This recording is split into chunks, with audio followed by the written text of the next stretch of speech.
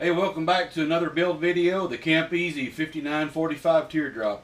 If this is your first time here, be sure to subscribe to the channel so you can keep up with more videos, and do appreciate you watching. Today, we're going to continue on with the skinning of the teardrop, and we're going to be starting on the sides, which is probably of all the skinning parts of the build, this is probably what I'm most excited about, because it's what you get to see when you're looking at the side of the camper. My camper, if you've seen other videos, it's not the standard 4 foot tall. It's actually 4.5 foot tall. It's 54 inches, and then I got the floor thickness on top of that, which takes me up to almost 56. I could not find some affordable and local 5 foot sheet in this pre-painted ivory color that I wanted, so I went ahead and I bought some 4 foot by 10 foot sheets. Now what that means is I'm going to have to put a small, about 11-inch sheet on the bottom of the camper, and then the top half will be a full sheet, so they'll overlap each other about 3 inches. I didn't really want to do that, but doing some research, I think I can make it happen fairly seamlessly. I found this JB Weld brand epoxy. It says it has a 4,400 pounds per square inch strength. It dries clear. My plan is I'm going to rip a piece of 11-inch wide strip out of this piece here to go on the bottom of the camper, and then the top piece, when I overlap it 3 inches, I'm going to put this epoxy in that seam. Now, like I did before on the roof sheeting, I'm going to put some masking tape down, so if the epoxy wicks out, it'll just get under the masking tape and I can pull it up before it sets in, so it should, you know, and it'll dry clear even at that. I think it's going to work okay. You know, certainly if it's raining outside, that 3 inches of overlap is going to help me, you know, to shingle the water off.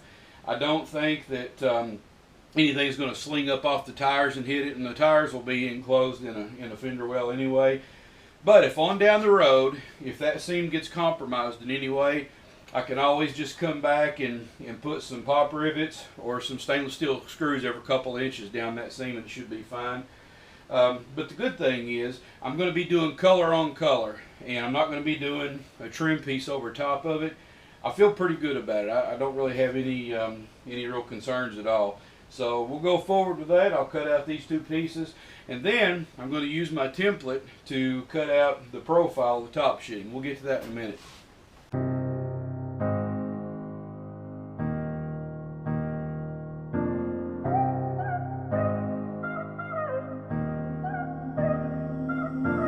Since I have two of these pieces to cut, I'm going to go ahead and cut the other one so I can get this scrap piece of aluminum out of the way off the work table. So I'll go ahead and mark that out and cut that now.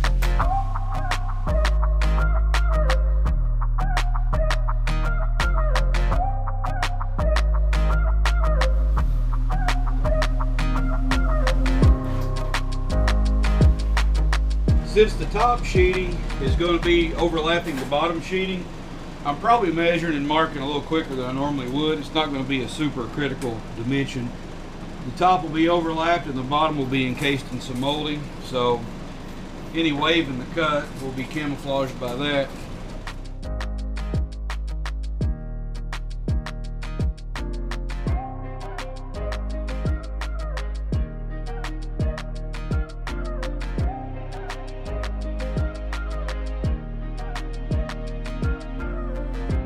I have my template for the sidewall clamped to the back side of one of the side sheetings. A couple things I need to be careful of. One is that this sheet metal is only coated with paint on one side. So if I'm not careful and I lay this template out on this sheeting and then do the same thing on another piece of sheeting, I'll have ended up making two left sides. I don't want to do that. I want to make a left and a right. So I need to be careful for that.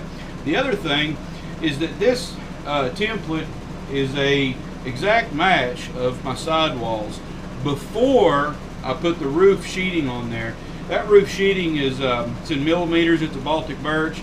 It comes in a little under 1/4 inch. So what I did is I took this little scrap piece of plywood, I drilled a hole in it, and I'm going to stick a sharpened pencil in there, and that will give me a 3/16 inch space between the edge of my template and the pencil lead. So when I use this to trace my line around through here now, I'm tracing 3/16 of an inch heavy, and that should bring me just shy of the top of the or the perimeter of the camper all the way around, and it should give a good bite for the corner molding to wrap around the edges.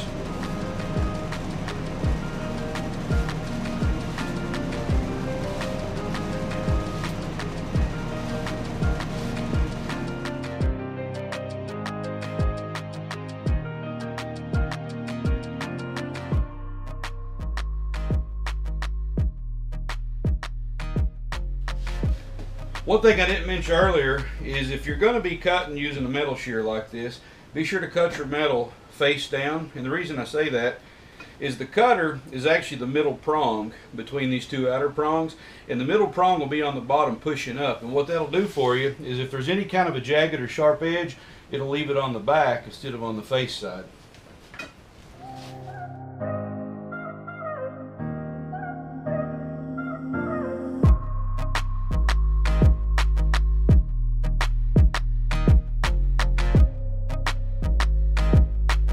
Okay, I've got the top sheet glued to the bottom sheet now. I took some 100 grit sandpaper and I roughed up about a 3-inch swipe on the back of the top sheeting and on the face of the bottom sheeting, and then I glued the two together with some 4400 psi epoxy.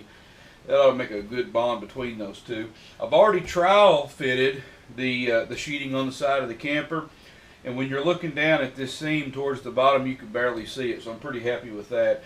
Now I'm going to run a thick bead of polyurethane sealant around the outer edge of the door and of the perimeter of the sidewall, and then I'm going to put this aluminum on the side of the camper and hold it temporarily in place with some masking tape. I'll come back in a day or two and permanently mount it with some aluminum corner round molding and some stainless screws.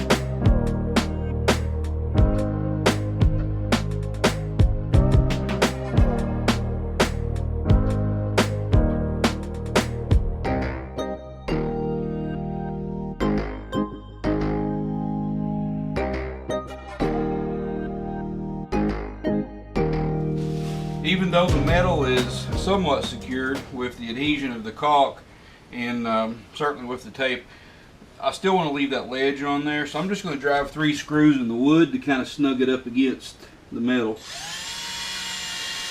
I'm not actually drilling into the metal though. I'll do this in place of tape.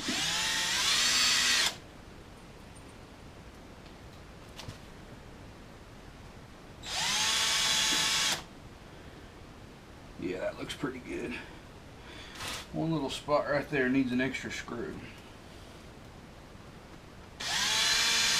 So there we go, one wall mounted. I'll come back in a couple days, pull off the tape, and put the aluminum corner trim on there, and this one will be done.